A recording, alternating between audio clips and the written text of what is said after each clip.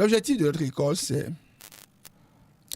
devenir des chrétiens et des chrétiennes convaincus de leur foi, afin d'en être des témoins à partir des implications de cette même foi.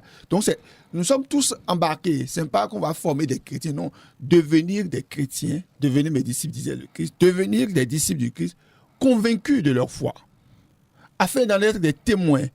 Mais ces témoins-là, à partir même des implications de cette foi.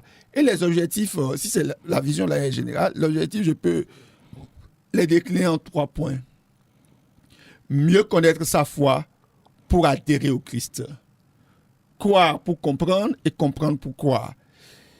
C'est une plus grande communion avec Dieu pour comprendre ce qu'est la largeur, la longueur, la hauteur, la profondeur de son amour manifesté dans le Christ et entrer ainsi dans sa plénitude, comme le disait la lettre aux Éphésiens 3, 18 et 19. Deuxième objectif, mieux connaître sa foi pour la vivre, afin de devenir des témoins. Le Christ dira, vous allez recevoir l'Esprit Saint et vous serez mes témoins.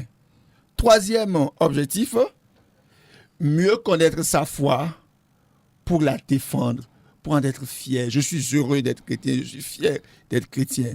Parce qu'aujourd'hui, la lettre aux Éphésiens au chapitre 4, 13 et 14 indique bien que pour devenir l'homme accompli et adulte, dans lequel se déploie la plénitude du Christ, il ne faut plus être comme de petits enfants, traînant à la dérive, emportés par le vent, par n'importe quelle doctrine. Et aujourd'hui, il y a tellement de doctrines, d'inventions qui perturbent la quiétude même de la foi chrétienne, la sérénité des chrétiens.